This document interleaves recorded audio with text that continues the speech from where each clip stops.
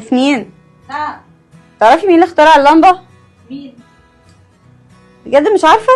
مش عارفه. تعالي احكي لك.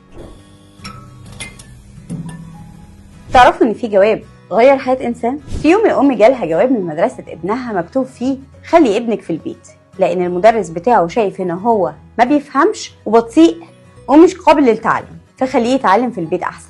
وفعلا الام لما استلمت الجواب دوت اتخضت، بس الام ما قرتش الكلام ده لابنها، قالت بصوت عالي وبطريقه مختلفه ابنك عبقري ومدرستنا صغيره جدا على قدراته، خلي ابنك يتعلم في البيت احسن. وفعلا الام علمت ابنها في البيت وشجعته وخلته هو نفسه يحس انه انسان مميز. تخيلوا ان الولد اللي المدرسه رفضته وقالت عنه ان هو غبي بقى واحد من اشهر مخترعين العالم، توماس اديسون، اللي اخترع المصباح الكهربائي والتلغراف وعنده اكتر من 1000 اختراع. وبعد سنين امه توفت واديسون لقى الجواب اللي مامته كانت مخبيه عنه وقراه لاول مره في حياته، واللي كان مكتوب فيه ابنك غبي وغير قابل للتعلم وما يرجعش المدرسه تاني. الطفل مش محتاج ان هو يكون عبقري، لكن محتاج حد يصدق فيه. يعني الام لو كانت فعلا صدقت كلام المدرسه كان اديسون اتحطم وما كناش شفنا كل اللي قدمه للبشريه. القصه دي بتورينا ان كل طفل جواه بذره عبقريه، لكن ممكن البيئه او المدرسه او حتى الاهل يدفنوا البذره دي من غير ما يقصدوا. توماس اديسون ما كانش طفل مثالي، كان عنده صعوبه في السمع وكان بطيء الفهم وكان بيسرح كتير وعنده دايما اسئله كتير ملهاش نهايه. المدرسه شافت ده على انه غباء، لكن امه شافت ده على انه فضول وذكاء.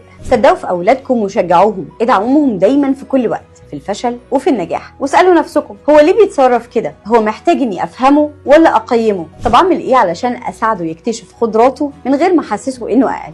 انا عارفه ان مش كل طفل هيبقى اديسون، لكن كل طفل محتاج حد يشجعه ويساعده ويصدق فيه. وبالمناسبه اديسون نفسه كان دايما يقول امي هي اللي صنعتني، لان هي الوحيده اللي كانت بتشجعني وبتصدق فيا. يعني ممكن كلمه انا واثقه فيك تغير حياه انسان وتبني له طريق هو نفسه ما كانش يتخيله. وزي ما كارل دويك قالت في The Growth Mindset ان العقليه المتفتحه بتقول ان الذكاء مش ثابت، وان الانسان يقدر يطور نفسه من خلال الفرص والتدريب والدعم. على فكره الفشل مش نهايه، لكن هو خطوه في طريق النمو والنجاح. استنوني بسمة القطان في مش سهله بس مستاهله يوم الاحد الساعه 8 على راديو في السكه.